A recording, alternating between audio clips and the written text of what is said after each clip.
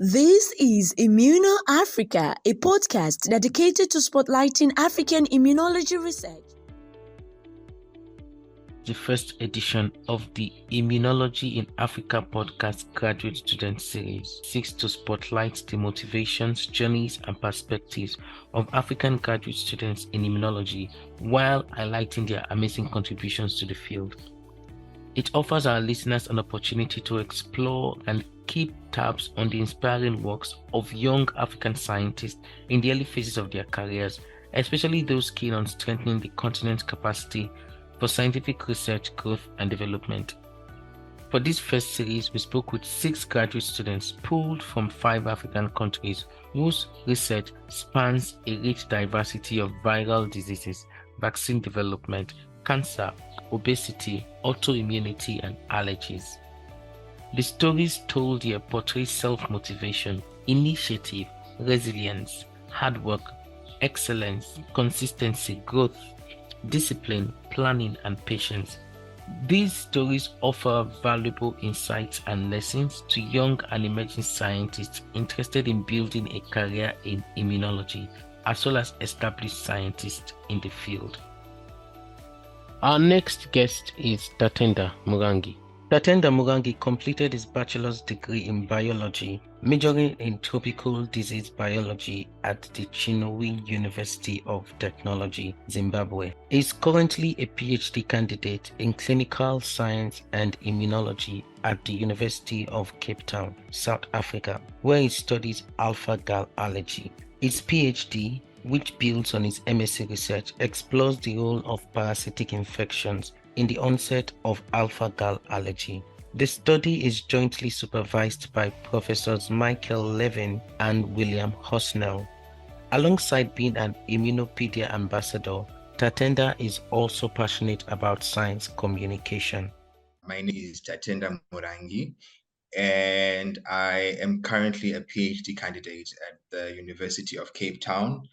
I think just looking at my background per se, I think the most relevant parts of it would be me starting off as an undergraduate at University of Technology, and this is pretty much doing biology. I was pretty much drawn to biology because it had very exciting majors, and I think one of them that I was keenly drawn to was the major to do with tropical disease biology.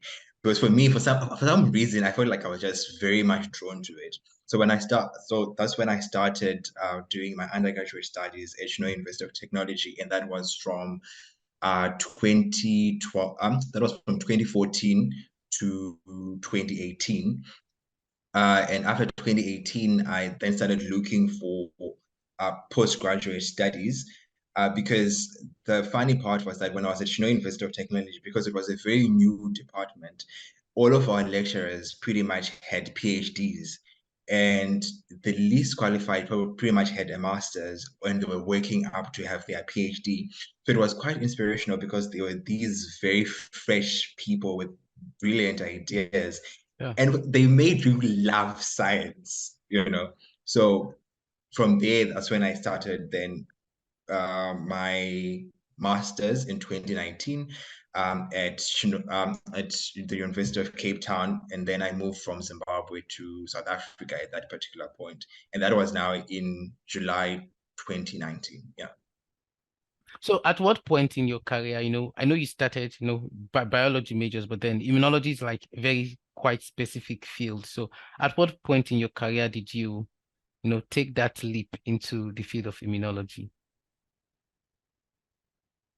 I think it goes back to the fact of the way that I was taught immunology.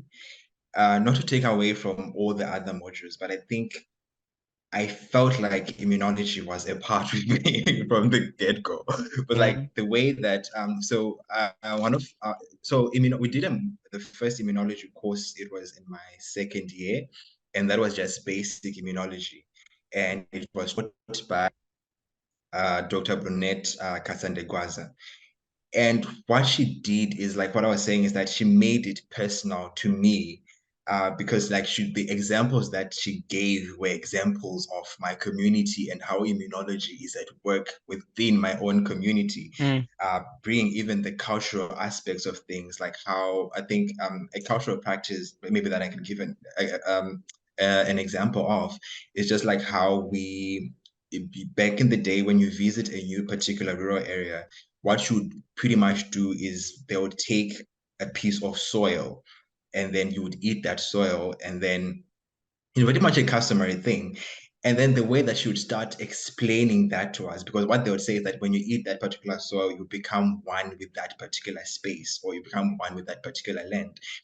And then when she was talking about it in the context of immunology, she was talking about how that was a form of vaccination, in that you are taking the microbes of that particular space and you are inoculating yourself with them. And then you are now mounting an immune response to that small dose of the microbes within that particular space. So when you're now going to be exposed to, when you're going to be inhabiting that particular space, you pretty much have a primed immune system towards everything that is within that space.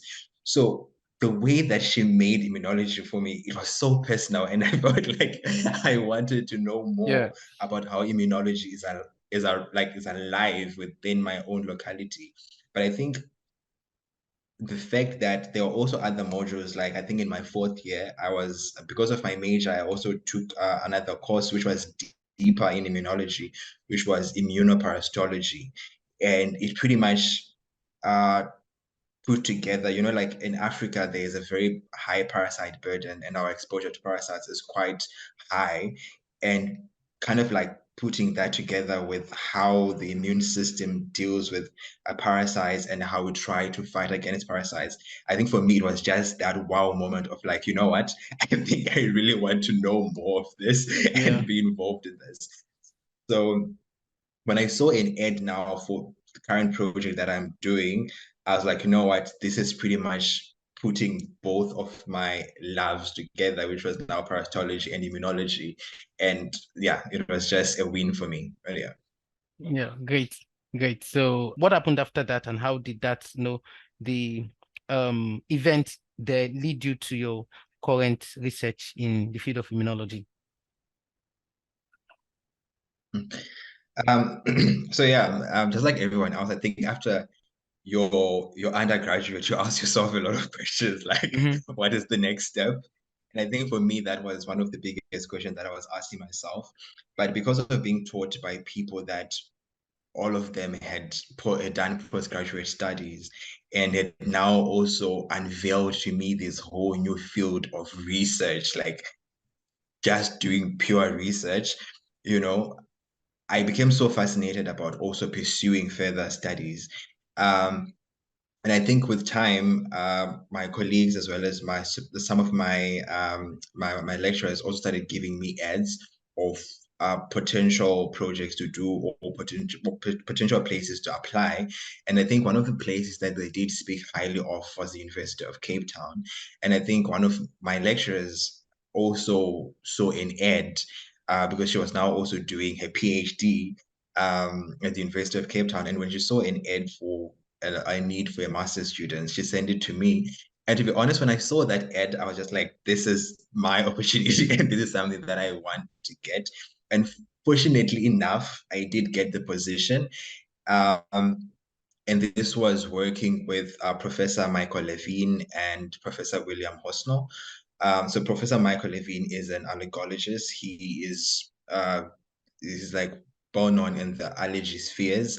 And Professor William Hosnell is a helminth specialist, and he pretty much focuses a lot on maternal immunity and how helminths influence the immune system. So the project that I now was now working on was pretty much looking at alpha-gal allergy. I'm not sure if a lot of people know about it, because I think the talks about around alpha-gal allergy pretty much started around 2017, or 2007, sorry, to 2007. And it's pretty much one of those emergent conditions that people are still trying to figure out exactly what is going on with them. And I think part of my project was pretty much looking at the role of parasitic infections, particularly ticks, as well as helminth infections with a main focus on Ascaris nigrocoides and how that might actually lead to a person getting that particular allergy, which is alpha-gal allergy. Okay, so to just give a brief background on alpha-gal allergy. So alpha-gal, right? Alpha-gal itself is a glycoprotein or a glycolipid, and it's mostly found on a lot on the cells of non-primate mammals. So you find that a lot of your non-primates have alpha-gal on their cell surface. But then for old world monkeys and chimpanzees, as well as humans, we do not express alpha-gal in our bodies. So when alpha-gal is presented to us, we then mount an immune response towards it. So it so happens that 1 to 5% of our antibodies actually act against alpha-gal, but that is pretty much mostly IgG. And you also find that bacteria such as E. coli or Salmonella have alpha-gal on their surfaces, which might actually be the reason why we have so many antibodies against alpha-gal. An also interesting thing about the whole alpha-gal issue is that some people believe that the reason why we have an immune an immune response towards alpha-gal is to try to fight off other parasitic infections. If you look at parasites like Plasmodium and trypanosomes, even Schistosoma as well, there are some studies that say it also contains alpha-gal epitopes. And some studies now say that because of the presence of alpha-gal on trypanosomes and Plasmodium, we are capable of mounting an immune response against those particular parasites. But for all those studies, they realized that the major antibody that plays a role in trying to fight off these parasitic infections is pretty much IgM. But when you look at the allergy perspective of it, you are now looking at IgE and the role of IgE within alpha-gal. And that now takes us to the study that they were doing that came out in 2007, when they saw that they're pretty much doing a trial for a cancer drug called cetuximab.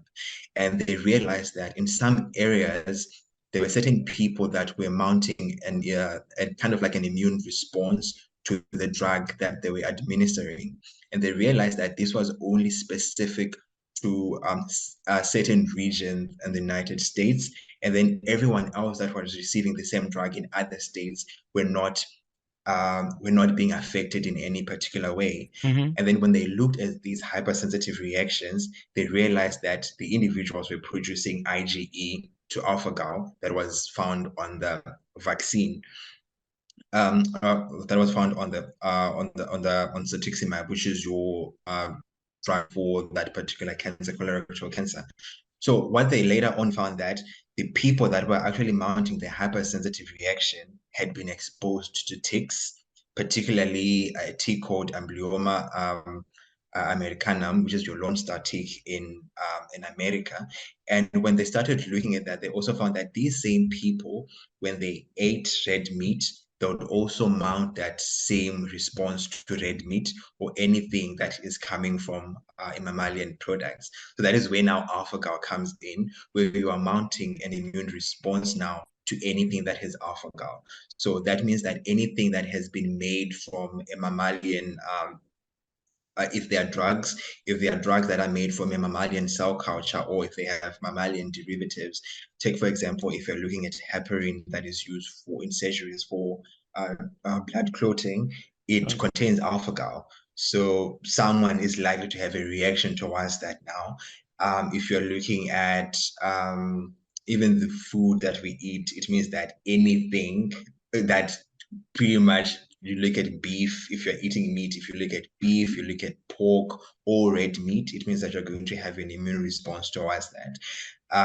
Even in with regards to prosthetics, a lot of people use valves from pigs, which means you can't now use in a surgery, you can't use those as well because they contain alpha-gal. So you're going to mount an immune response to all of those things. But I think the most fascinating things about alpha-gal allergy is that it kind of breaks the rules of all the other allergies that we know, because you find that at one point you might be tolerating meat or red meat or any of these products that contain alpha-gal. And at some point, you now find yourself not being able to. And now they're seeing that it only starts pretty much when you're exposed to a particular set of parasites. And the study now shows that it is this particular tick, or particularly in the United States, it is the Amblyoma americanum, and then also there are now some other ticks that have been reported in Europe as well as in Asia. There are some ticks that are responsible. So the allergy is only starting after you're exposed to ticks, and other studies are also suggesting that to certain specific mites. And then when it came to my project now, what was interesting was that when they were doing a completely different study, trying to look at the prevalence of food allergies in South Africa, they also realized that there were a lot of people that were reporting to have allergies to meat. And these people were pretty much older people, because like with a lot of allergies, when you get to the age of 6 years, they usually kind of like start to wean off, and the presentation of allergy sometimes starts to go down for a lot of people. But they realized that people that were actually above the age of 5 years, that they could not be catered by their studies, were actually reporting allergies to red meat and things that had mammalian derivatives. And that's when they decided to start this study now. And then when they did oral food challenges, they actually saw that there was a large group of people that had alpha-gal allergy confirmed by an oral food challenge within South Africa, particularly in a place called Doudou district in the Eastern Cape. So that was quite interesting, because now you're looking at a space that not only has ticks, but it also has other types of parasites. And now the role of my project was to try to see, okay, what might be causing this particular allergy in the African setup, because we do know that a lot of them, I think if you look at what is called the hygiene hypothesis, it then tries to it pretty much talks about how exposure to a lot of pathogens might actually decrease your chances of getting an allergic condition. Mm-hmm. But now you have a situation where you have people that are in a rural setup, but there's a high prevalence of alpha-gal allergy. And now you start to ask yourself, so what might be causing this? So this is where pretty much my project started off. But yeah, that was a mouthful. Yeah, yeah. So I think I love how you wrapped up with the bringing the context down to Africa, because I realize you've been mentioning Europe, you had mentioned Asia, you had mentioned America, and I was wondering, okay, when are we going to come to Africa? Yeah, so really, I think that's really a fascinating discovery, right? So just to recap a summary of what you are talking about. So basically there's alpha-gal, a molecule that is found on several cell types, but is not found on humans and then some other primates, right? And then, so because it's not, we don't have it, and then there are other cells that have it, we're able to react, kind of mount an immune response against these cells, including some parasites or some pathogenic organisms, right? And then, but then we are finding out that, certain persons, when they are bitten by ticks or mites, they become allergic to not maybe not the pathogenic form of the alpha-gal, but then the common variants that maybe you can find on foods like red meat and all of that. And then it has also been found in the South African setting. And I think the interesting thing about what you said is that the discovery of alpha-gal allergy in South African setting kind of defies the hygiene hypothesis, right? And then because people are being exposed to several germs and pathogens, and they were not supposed to be coming down with those kind of allergies.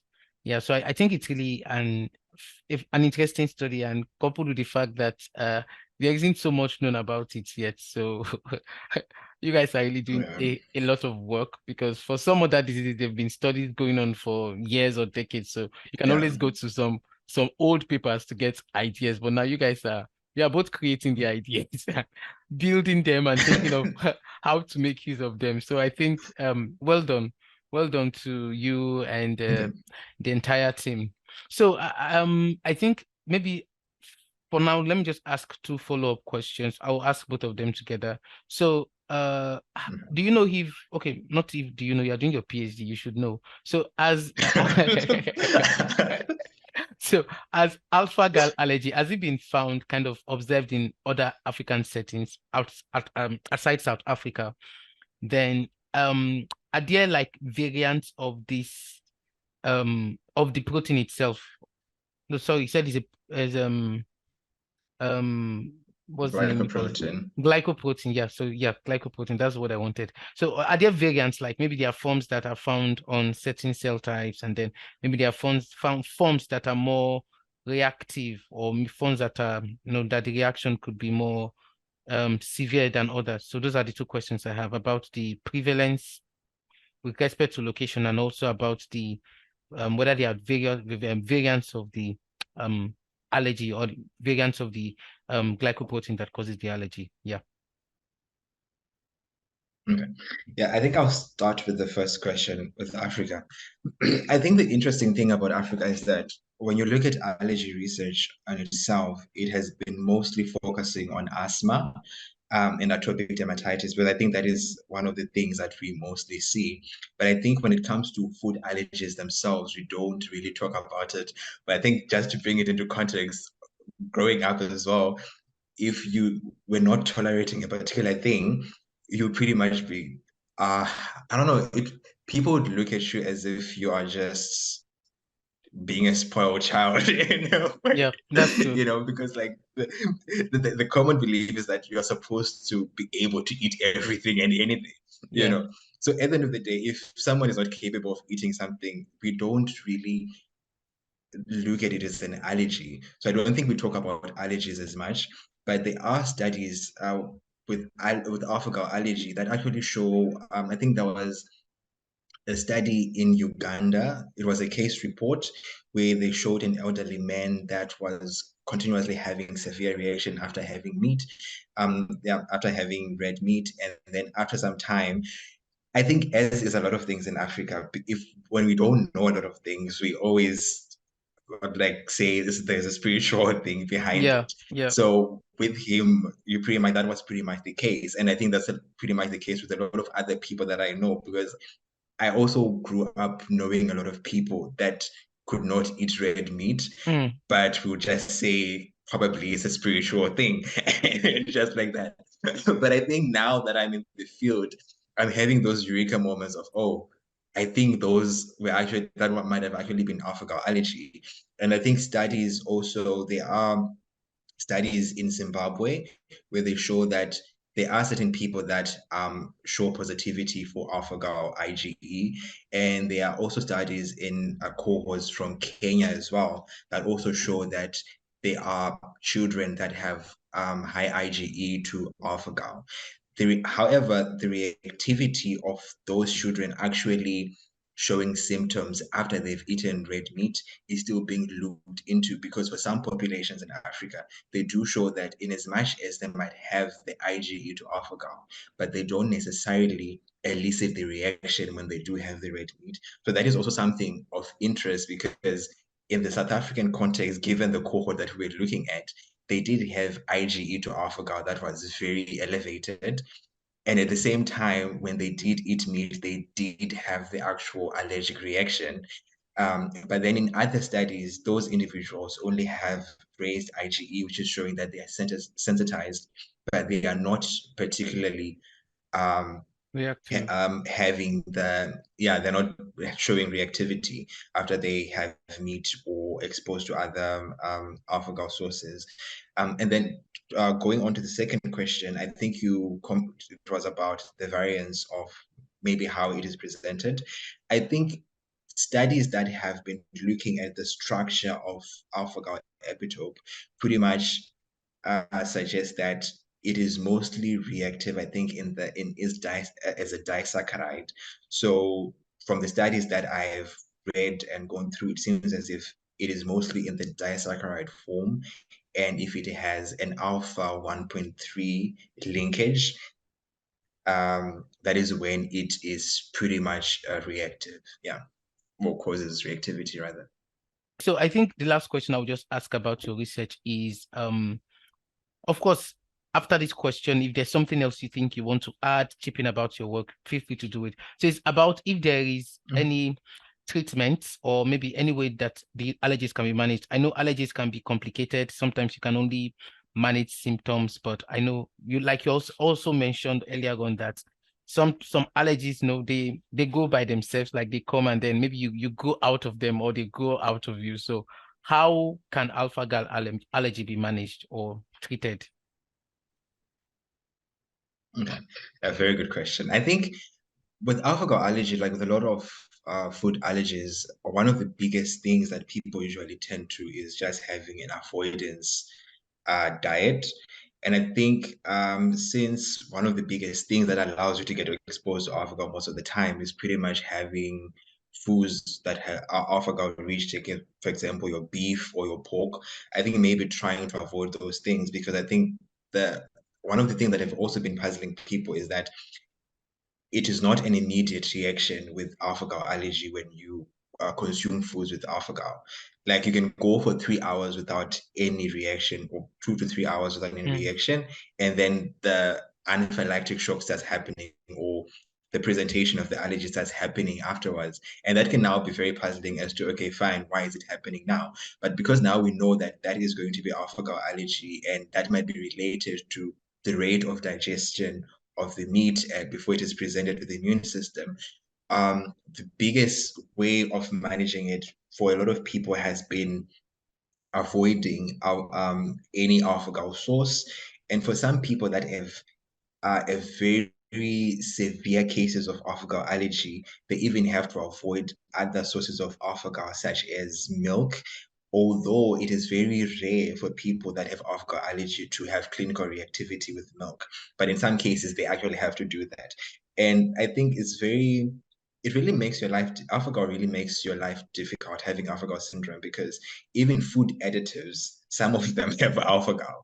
So you pretty much have to screen a lot of things out of your diet.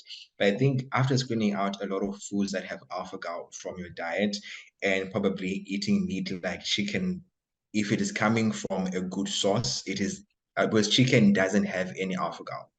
But sometimes, depending from where you get it, it might be contaminated. If you're getting it from a butchery, probably that also processes beef meat, there might be some cross-contamination that happens there, and you might find yourself also having an allergic reaction to chicken. And yeah, if you're getting your food from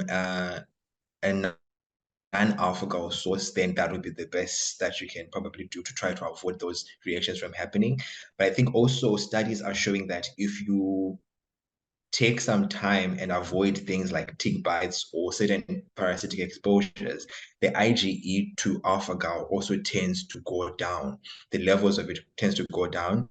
And other studies, I think they've shown that some individuals, after a period of 2 years, the IgE levels towards alpha-gal drops significantly, that even when those people now have meat, they are capable of handling it without any allergic reactions. So definitely trying to avoid parasitic exposures, be it to ticks, or in the case of my study, maybe helminth infections as well. That might actually be a good way of also trying to manage alpha-gal allergies. I think just like most other food allergies, when you are now having that allergic reaction and it's in the effector phase of it, I think it will actually be very good to just have your EpiPen close by and make sure that you use your EpiPen to just try to alleviate the symptoms of the allergic reaction. Right, yeah. Yeah, thanks. So I think it appears like the recurrent bites from ticks, recurrent bites can kind of worsen the symptom or worsen your experience, because I think you just mentioned that it's possible for your Ig levels to drop, and then it's possible that if you're no longer exposed, yeah. So like are the is the manifestation of the allergy, is it dependent on your level of exposure or the amount of exposure you've had to some of these tick bites and bites from mites? Yeah, that's a good question. So what we're noticing with alpha-gal allergy is that it's now different from people that have peanut allergy, that you you're pretty much born with peanut allergy, right? And then sometimes it wears off over time. But we are seeing that people that have alpha-gal allergy, the allergy is only you can be eating red meat or you can be tolerating alpha-gal from meat or other products pretty fine. But your IgE to alpha-gal is pretty much mostly starting after you have specific tick bites. I think in the context of my research with the South African cohort that I have, we have identified pretty much two possible ticks that might be causing this, which means bites from the tick called Ablioma hebrarium, and also another tick called Rhipicephalus efferti. So we are seeing that people have alpha-gal allergy pretty much also have elevated IgE towards these particular ticks. And then also from our study, uniquely, we are also finding that individuals that have high alpha-gal allergy are also correlating with high IgE to Ascaris lumbicoides. So we are pretty much think that exposure to these two ticks as well as Ascaris is actually driving the development of the IgE towards alpha-gal. And when this IgE is now been developed due to probably the adjuvant effects that the tick saliva has, or because we already know that tick, for example, helminth infections pretty much cause a high increase in IgE levels to the people that are exposed to the helminths. And also when you look at ticks, you find that ticks do drive a high levels of IgE in the individuals that they bite. So because these parasites also contain alpha-gal, the body now starts to fight against these particular ticks or the alpha-gal within these particular ticks, and is looking at them as invaders. And now when you are eating meat as usual, it is now not only recognizing it as meat as it was all this time, but it is now looking at it as if it is either tick or helminth proteins, because the helminths and the ticks that had bitten you pretty much had the same presented the same proteins with alpha-gal. Yeah. So it is more like other studies suggest that, how do I put it? In some cases, helminths and ticks actually use alpha-gal as a way of trying to trying to mimic or trying to avoid actually being detected by the human host or by other what you call it, other mammals that they infect. But in the case of the human now, because we do not produce alpha-gal anymore, just like other mammals, you find that we now mount an immune response towards the ticks and the ticks and the helminths.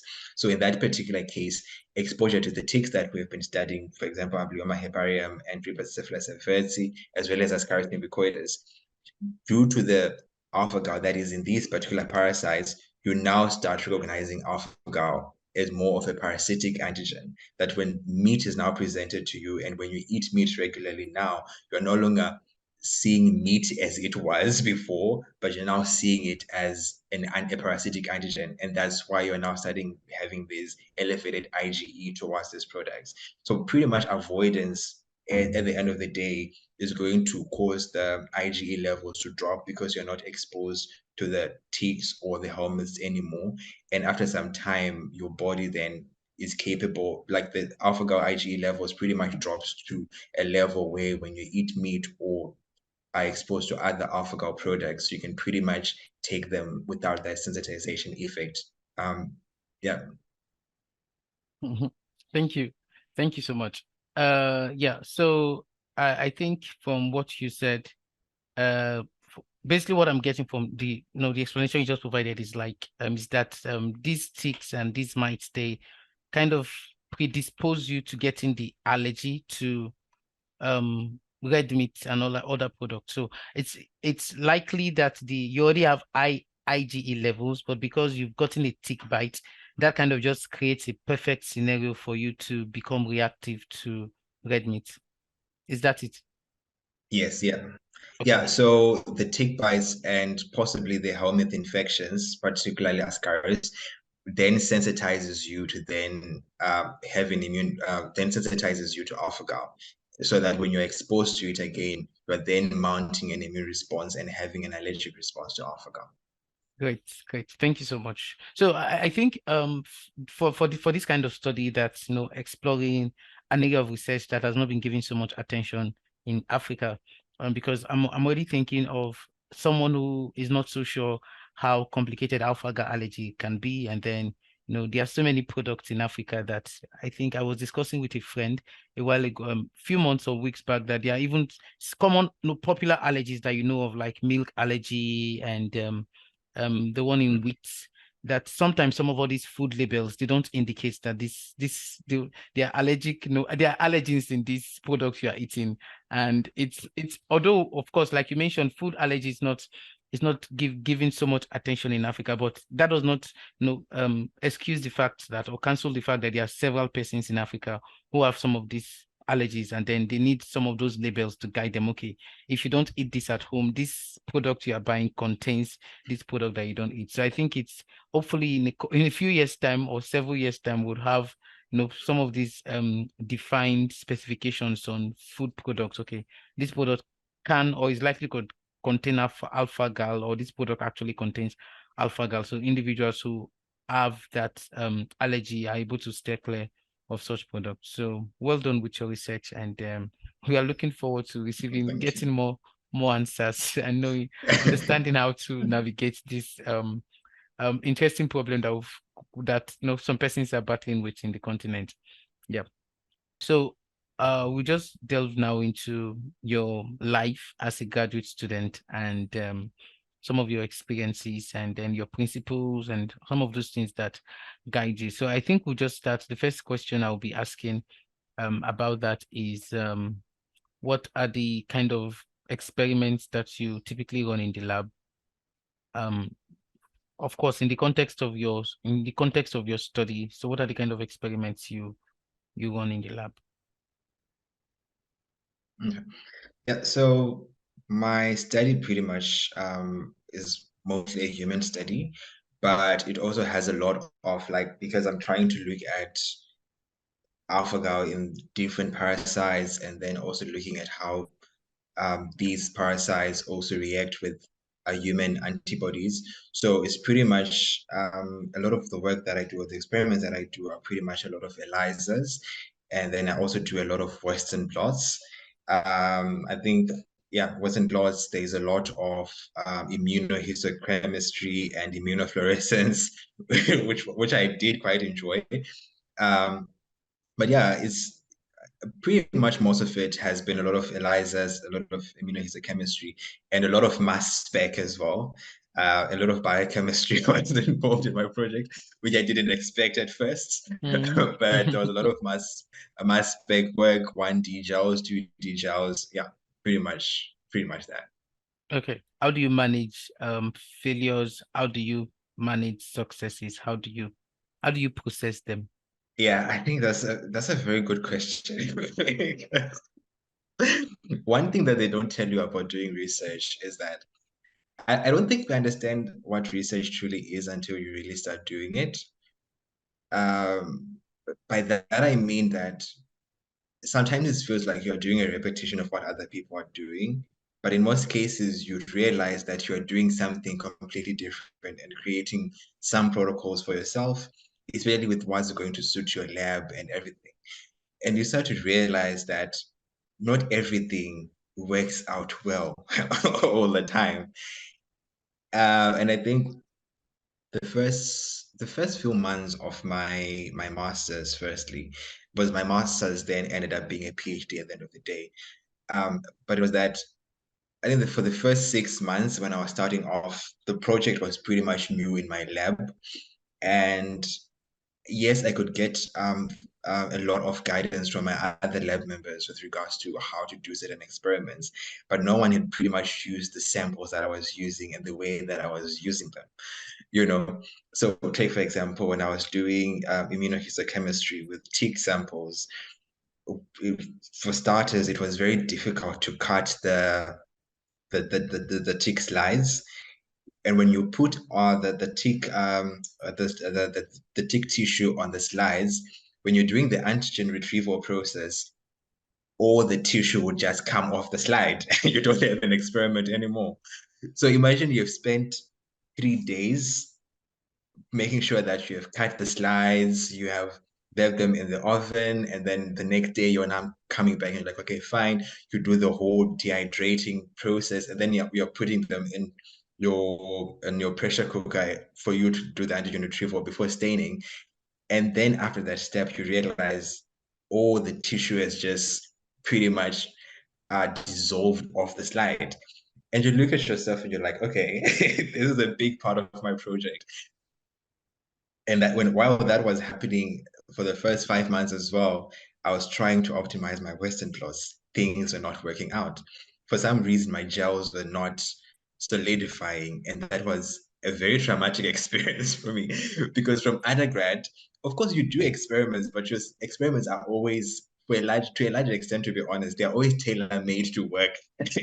Yeah, They yeah, always true. work.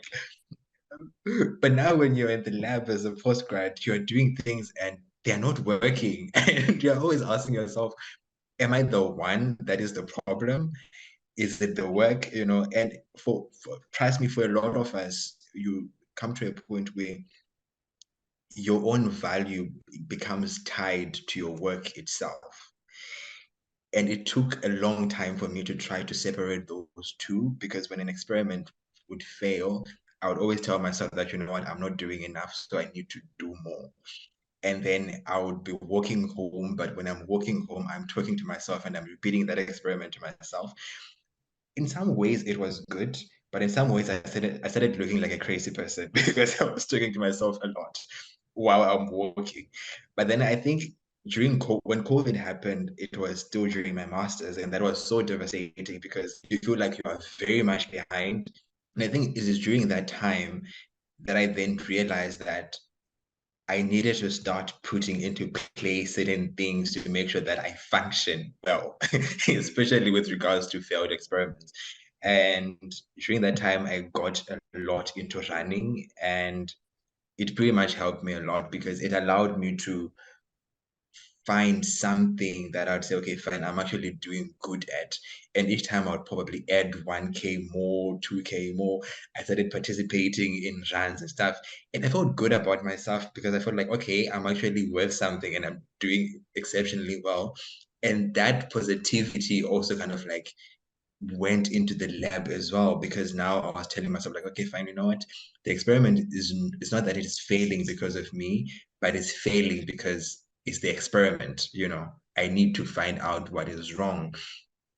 And I have had to be honest, I think I'm very lucky to have very good supervisors, because one of my other supervisors as well, in our collaborator of ours, Professor Franco Falcone, I would probably say he loves failed experiments, because when you have a failed experiment, he would want you to talk about it.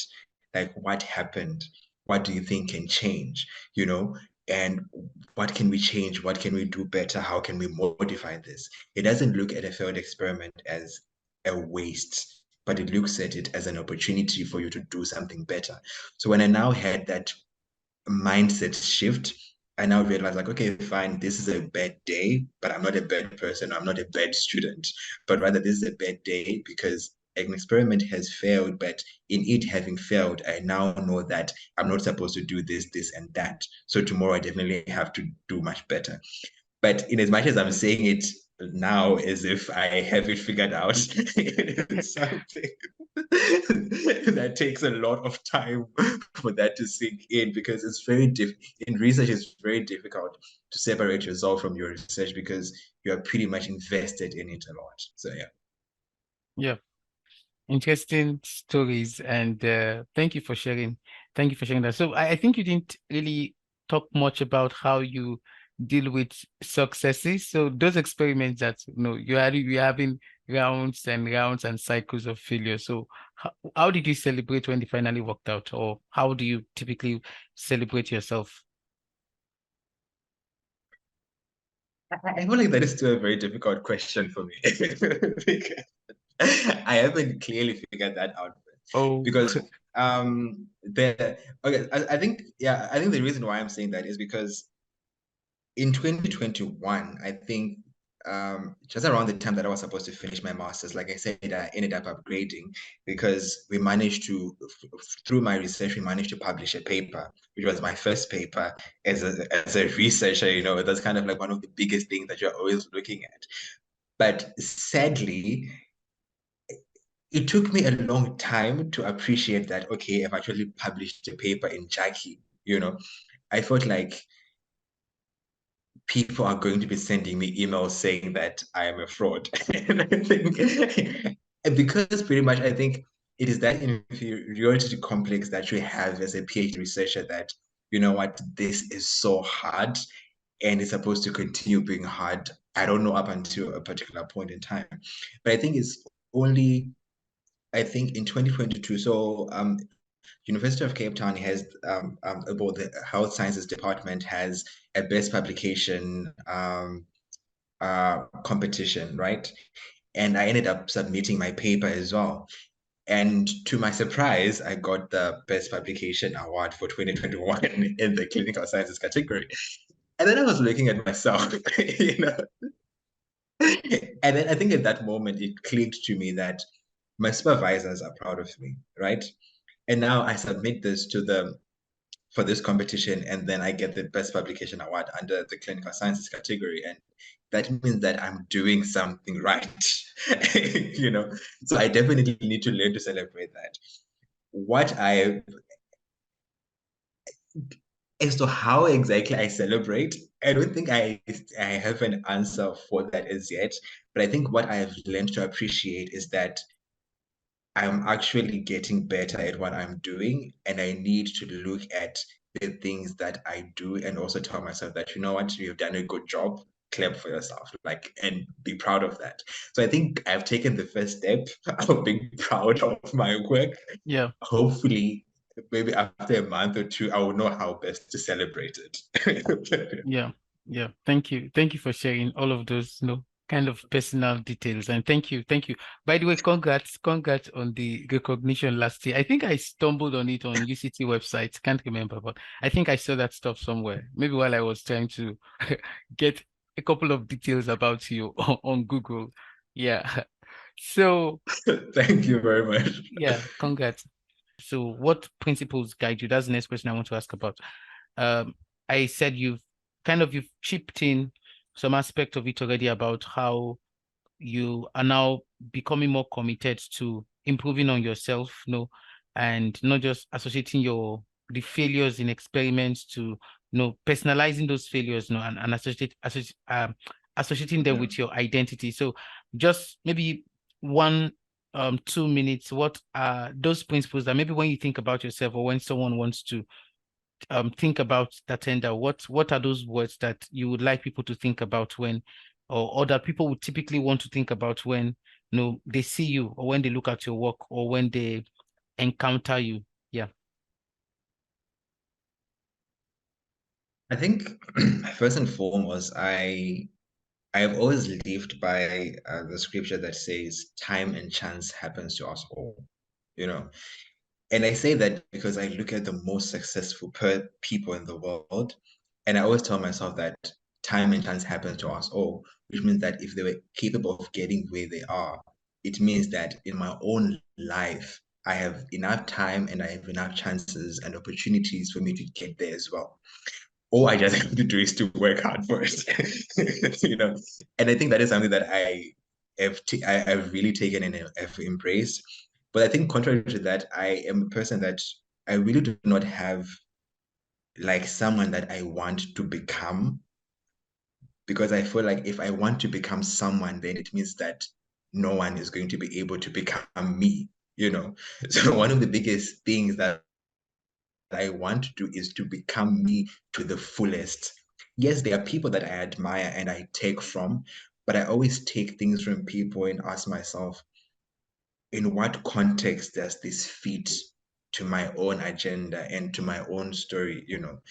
And I always want to push myself to be the best that I can become so that at the end of the day, I can say, you know what, I did this and I have exhausted anything else that I would have done.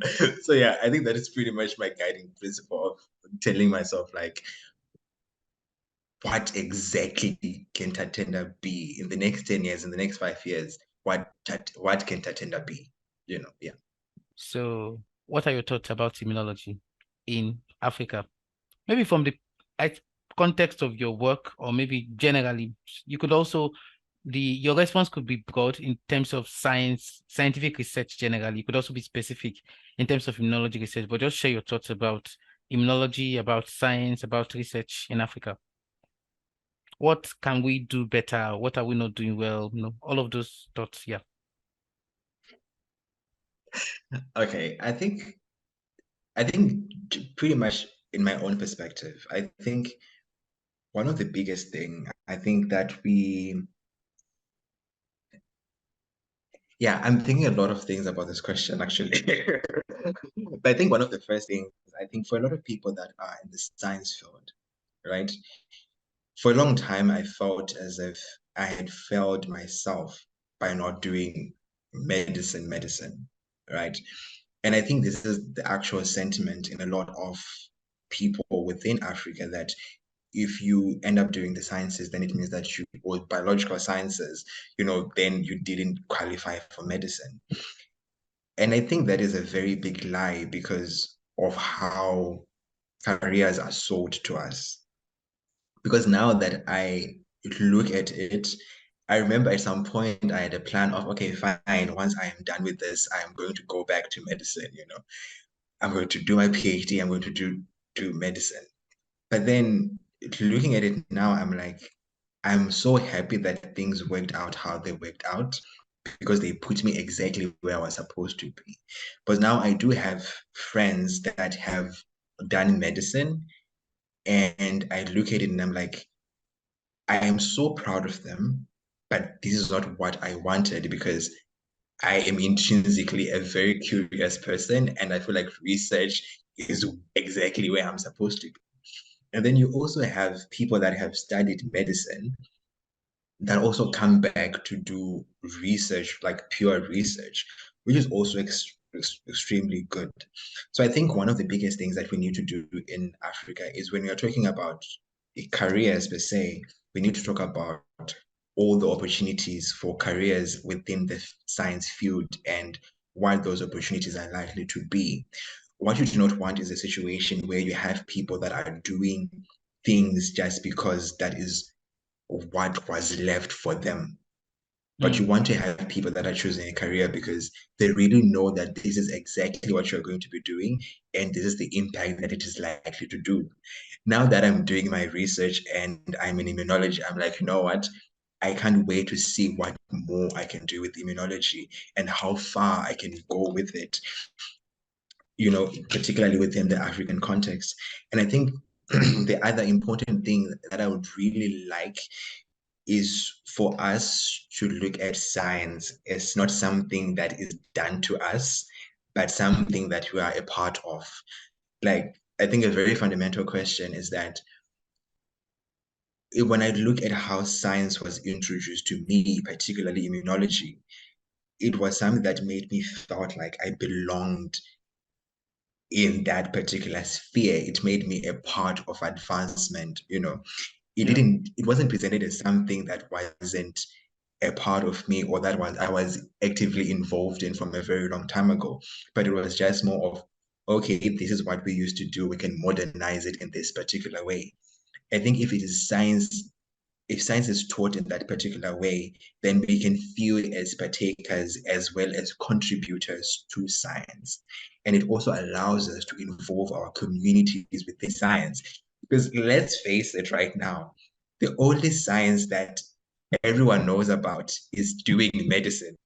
When you go to the community now and ask them anything pertaining to the research field, or what even research facilities that are close to them, what they do, people pretty much do not have an idea, because they do not feel like they are a part of the science.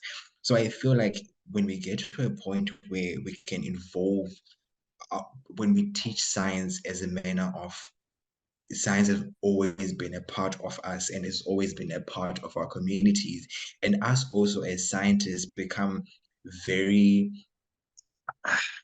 this word that I'm looking for, but like if us as scientists also become very responsible citizens and also not look at ourselves only as scientists, but also as responsible citizens, and that we are also using our science for the betterment of the society, and also show society that if you are a part of this, we can also develop as a people together. I think it also puts a lot of attention towards exactly what is happening in science. And it also makes us accountable to exactly how we do the science. Yeah, I think pretty much for me, that is something that I would like to see happening because yeah, the way that we value science, I sorry, I get so passionate about this and I get want to Yeah. talk more about it. But I just wish like people were taught science the way that I was taught immunology, where it becomes a part of you and you are a part of it. And you feel like you do not want to let go of it because it is yours. It is pretty much a part of you. And I think also a lot of networking as well, because I'm looking at myself as a PhD doing immunology at UCT, University of Cape Town, but I'm also asking myself which other people are also doing their PhDs in the same field within Africa. Those are something that we barely know of. I feel like there's need for more networking, and yeah, there's really need for more networking and just getting to know each other exactly what is going on, because at the end of the day, we are the future researchers and we need to build very good, strong networks so that we understand what exactly is happening in every part of our continent. Yeah.